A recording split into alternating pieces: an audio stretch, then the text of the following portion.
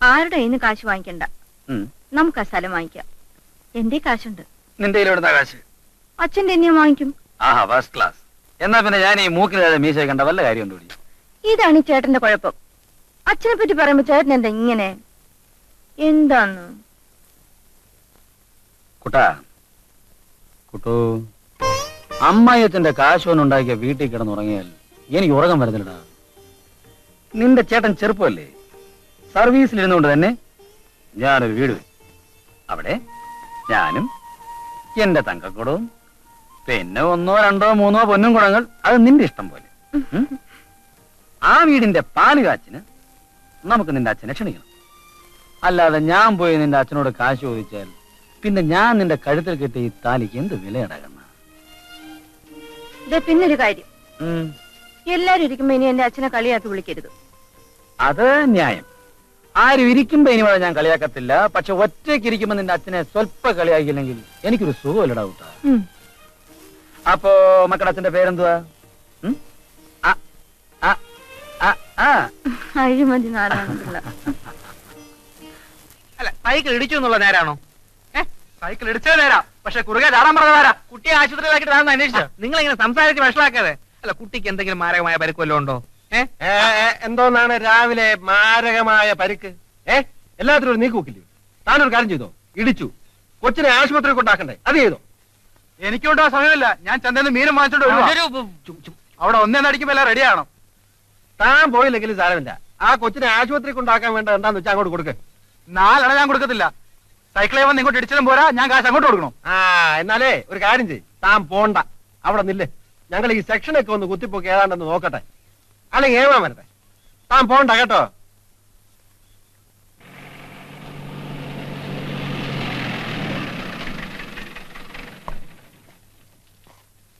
എന്താ ഇവിടെ? രാവിലെ ഒരു സൈക്കിൾ, ഒരു മീൻ, കുറെ ആൾക്കാർ. എന്താ പ്രശ്നം? സാർ, ഒരു കൊച്ചുകുട്ടി സ്കൂളിൽ പോയിരുന്നു. ഇയാളുടെ സൈക്കിൾ ഒന്ന് കൂട്ടി കുട്ടിക്ക് പരിക്ക് പറ്റി. ഒരു ആക്സിഡന്റ് എപ്പോ വേണമെങ്കിൽ സംഭവിക്കാം. പക്ഷെ ഇയാളൊന്ന് ഇറങ്ങി അന്വേഷിക്കണ്ടേ സാർ? ഇയാൾ നിർത്താതെ സൈക്കിൾ എടുത്തോണ്ട് പോക്ക് പോയി.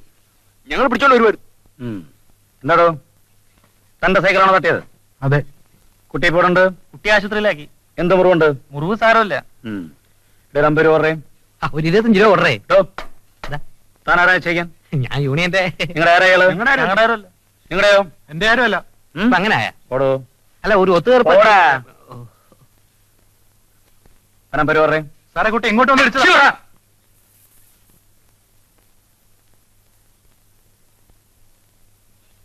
എടുത്തോ. സാറേ, ഇത് മാർക്കോസ് മുതലാളിയുടെ വീട്ടിലെ വണ്ടിയാ. അത് ശരി. വാ കൊണ്ടുവാടേ. സ്റ്റാൻഡേർഡ്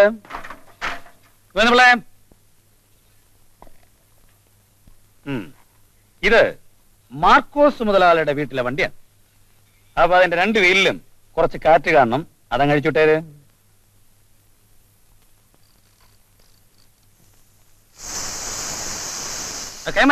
ഭാവനയൊക്കെ നിർത്തടോ.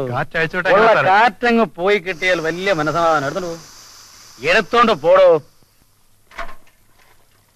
മാർക്കോസ് മുതലാളിയുടെ സൈക്കിൾ ഉരുളാൻ വേറെ കാറ്റൊന്നും വേണ്ട. മോഡൽ സ്കൂളിലെ ഹെഡ് മാസ്റ്റർ വന്നിരുന്നു. അദ്ദേഹത്തിന് വലിയ നിർബന്ധം, സ്കൂൾ വാർഷികം ഉദ്ഘാടനം ചെയ്യാൻ സ്ഥലം സബ് ഇൻസ്പെക്ടർ തന്നെ വേണമെന്ന്. ഉദ്ഘാടനം ചെയ്യാനോ? ഞാനോ? എതിരഭിപ്രായം ഒന്നും പറയണ്ട. സ്ഥലത്തെ എസ് ഐയെ പറ്റി അത്ര നല്ല മതിപ്പാണെന്ന് വെച്ചോ. ഞാൻ വാക്കുകൊടുത്ത് പോയി കേട്ടോ. ചുമ്മാരി. സാർ വന്നാ മാത്രം പോരാ. മിസ്സസ് ശോഭന രവികുമാർ വന്ന് സമ്മാനദാനം നടത്തി തരികയും വേണം. അത് ശരി.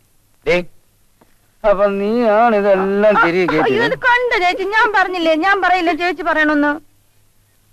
എന്നിട്ടിപ്പം എന്ത് തീരുമാനിച്ചു? ചേട്ടൻ പോയാ നീ വാമല്ലോട്ട്. കൊച്ചിന് വരട്ടൊന്നും ചെയ്യല്ലേ?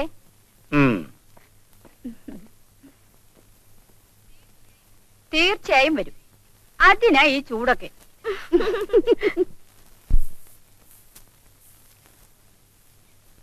ഇന്ന് എന്റെ മുഖത്ത് സന്തോഷമുണ്ടോ? കാര്യം എന്താണെന്ന് അറിയാമോ?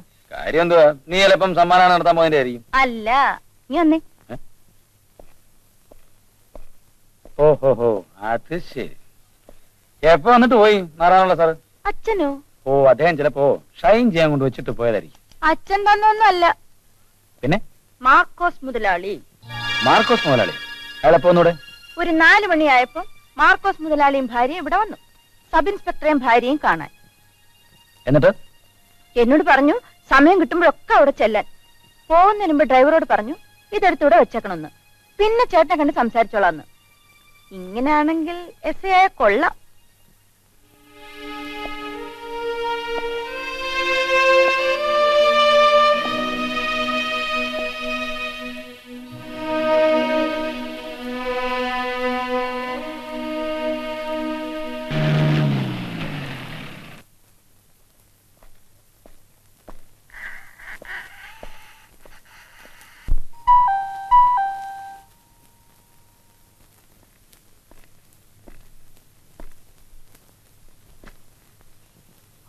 ഹലോ, നമസ്കാരം.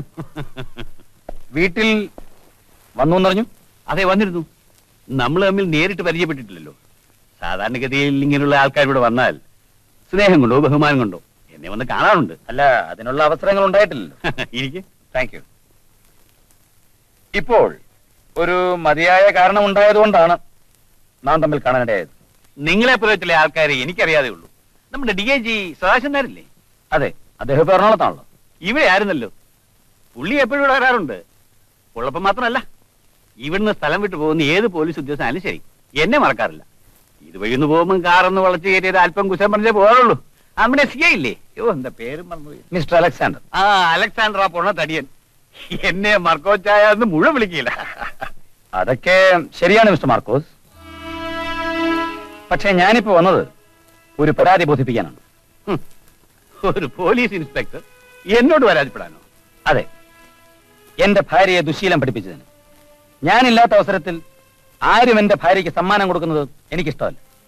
അതെനിക്കെന്നല്ല, ഒരു ഭർത്താവിനും ഇഷ്ടമല്ല. ഓ, മിക്സിയുടെ കാര്യമായിരിക്കും സൂചിപ്പിക്കുന്നതല്ലേ? അതെ, മിക്സി വളരെ നല്ലതാണ്. പെണ്ണുങ്ങൾക്ക് അരയ്ക്കാനും പൊടിക്കാനൊക്കെ വളരെ സൗകര്യമുണ്ട്. പക്ഷെ ഇന്നിവിടെ മിസ്റ്റർ മാർക്കോസിനെ പോലൊരു മുതലാളി ഉണ്ടായിരുന്നതുകൊണ്ട് എന്റെ ഭാര്യയ്ക്ക് ഒരു മിക്സി കിട്ടി. നാളെ ഞാൻ ഇങ്ങനെയുള്ള മുതലാളിമാരില്ലാത്തൊരു സ്ഥലത്ത് ചെല്ലുകയും അപ്പോഴെന്റെ ഭാര്യയുടെ ഇതുപോലുള്ള ആവശ്യങ്ങൾ വർദ്ധിക്കുകയും ചെയ്താൽ എനിക്ക് എന്റെ സൗകര്യത്തിന് വേണ്ടി 1 or 2 മുതലാളിമാരെ സൃഷ്ടിക്കേണ്ടി വരും. അധികം മുതലാളിമാർ സമൂഹത്തിൽ ഇങ്ങനെ പെരുകുന്നത് അത്ര നല്ലതല്ലല്ലോ. ഡേയ്, ആ മിക്സി എടുത്തിട്ടോ.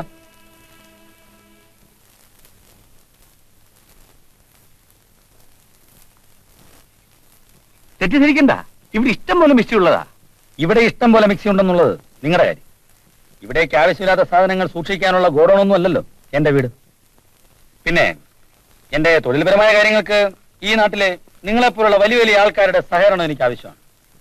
ഒരു സബ് ഇൻസ്പെക്ടറായി പോയതുകൊണ്ട് എന്നെ ഒറ്റപ്പെടുത്തി കളയരുത്. വരട്ടെ മിസ്റ്റർ മാർക്കോസ്.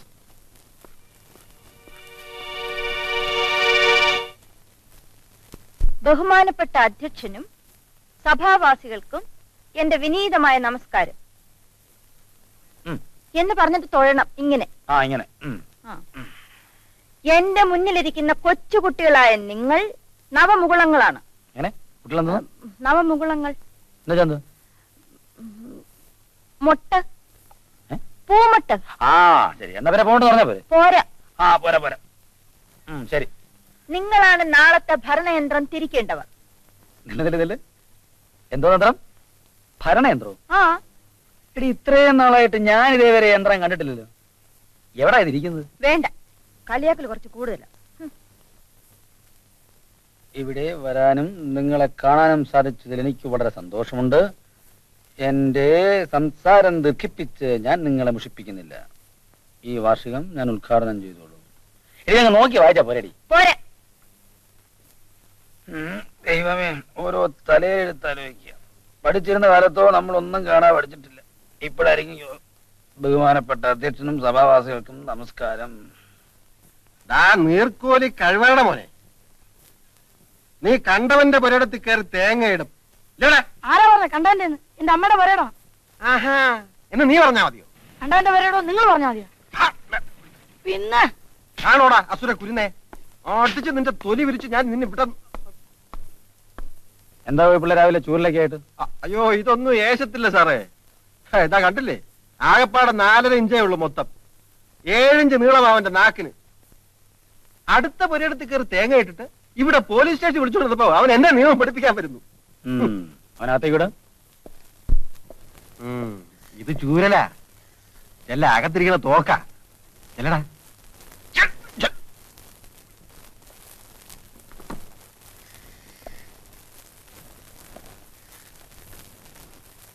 പറഞ്ഞ ശരിയാവടാ? ഇല്ല സാർ. നീ അടുത്ത പുരയിടത്തിൽ കയറി തേങ്ങയിട്ടോ? തേങ്ങയിട്ടു. അന്യന്റെ പുരയിടത്തിൽ കയറി തേങ്ങയിട്ട് കാശുണ്ടാക്കാൻ നിന്നെ ആരാ പഠിപ്പിച്ചത്? എന്റെ അമ്മയുടെ പുറത്താണ് സാർ. അമ്മ കേളക്കി വെച്ചിരിക്കുക. അമ്മ പറയുന്നത് കോടതി വെച്ച് കാണാമെന്ന്. അതല്ലേടാ അതിന്റെ ഒരു മര്യാദ. പക്ഷെ ഇന്നലെ എന്റെ അമ്മ പറഞ്ഞു അമ്മ മരിക്കുന്നതിൽ ഒറ്റ തേങ്ങ അവിടെ ഇടാൻ സമ്മതിക്കില്ലെന്ന്. അത് കേട്ട വേണ്ടി സങ്കടം വന്നു. ഞാൻ അവിടെ കയറി തേങ്ങയിട്ടു. ഇനിയും ചെയ്യൂടാ? ഇനി എനിക്ക് അവിടെ തേങ്ങ ഇടക്കുന്ന ആവശ്യമില്ലല്ലോ. എന്റെ അമ്മ തേങ്ങയുടെ ചമ്മന്തി അടിച്ച് കഴിച്ചല്ലോ. മേലാൽ ആവർത്തിക്കൂടാ?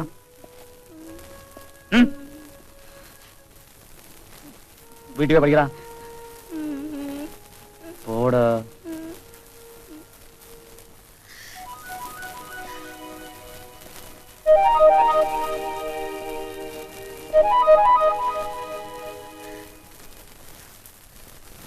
സാറേ ഞാൻ ഈ യൂണിഫോം കഴിച്ചു വെച്ചേട്ടോ.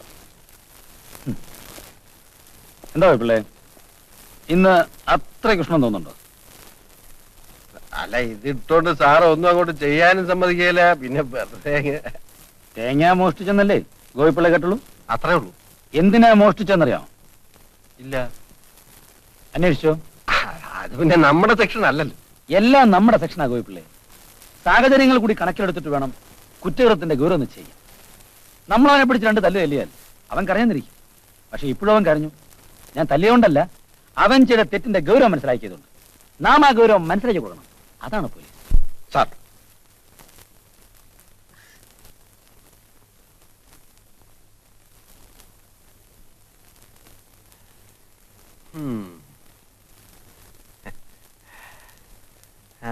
ഇത് ഭയങ്കര മനഃശാസ്ത്രമാ.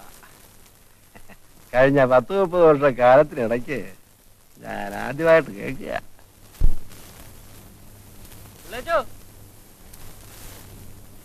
ഒന്നും ആയില്ലേ? അയ്യോ ഞാൻ എപ്പോഴേ റെഡി. അകത്ത് നമ്മുടെ അന്തർജനം ഒരുങ്ങിക്കൊണ്ടിരിക്കുക. അതൊക്കെ അല്ലെങ്കിൽ തന്നെ അവിടെ മണിക്കൂർ 1.5. ഇന്ന് സ്പെഷ്യൽ പ്രോഗ്രാം അല്ലേ? കുഴപ്പമില്ലേ? 4 മണിക്കാ പ്രോഗ്രാം. ഞാൻ എന്താ എത്തി ഡാൻസ് കേട്ടോ. ഇവരടുത്ത് 4:30 മണിക്ക് പോകാന്ന് പറഞ്ഞാൽ 4:30 മണിക്ക് എന്നെ എത്തണം. 4:45 പോകുന്ന പോലെ ഗമയാന്നിരുന്ന ആൾക്കാർ കാണും. എനിക്കത് ഇഷ്ടമല്ല. ഞാൻ ഒന്ന് ഒരുങ്ങട്ടെ നീ. അത്രയൊക്കെ ഒരുങ്ങിച്ചാൽ മതി. ഇങ്ങോട്ടേ വന്നേ.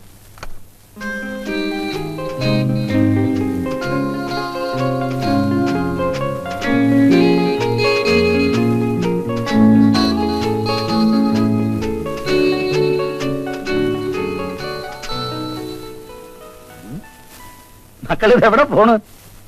എങ്ങനെയുണ്ട്? കൊള്ളാം. പിന്നെ ഫസ്റ്റ് ക്ലാസ്. നിനക്ക് ആരാ പറഞ്ഞത്? അത് രാമ ചേച്ചി എനിക്ക് വേണ്ടി പ്രത്യേകം തയ്പ്പിച്ചതാ. അത് ശരി. ഇങ്ങനെയുള്ള ഫംഗ്ഷന് പോകുമ്പോ ഇതുപോലൊക്കെ പോണെന്ന് പറഞ്ഞു. എന്നാലേ അങ്ങനൊന്നും വേണ്ട. ഈ രീതിയിൽ നീ ഉള്ളതെല്ലാം കാണിച്ച് അങ്ങോട്ട് പോയാല് പിന്നെ നിധി ആക്കുന്ന പൂരത്തിന്റെ വിലയായിരിക്കും എനിക്ക്. നേരെ എബോട്ട് ഫാൻ അടിച്ച് നമ്മളന്ന് ചേർത്തിലെന്ന് വാങ്ങിച്ച വെള്ള സാരി അതൊക്കെ ഇത്തിരി മനുഷ്യപ്പറ്റക്കായിട്ട് വാ. അതൊന്നും ശരിയാവത്തില്ല. അവിടെ സമയ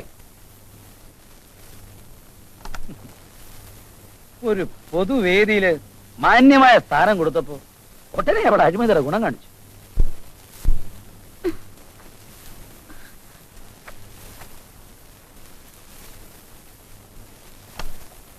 ഇങ്ങോട്ടൊന്ന് വന്നേ. ഈ സാരി കൊടുത്തിട്ട് ശരിയാവുന്നില്ല.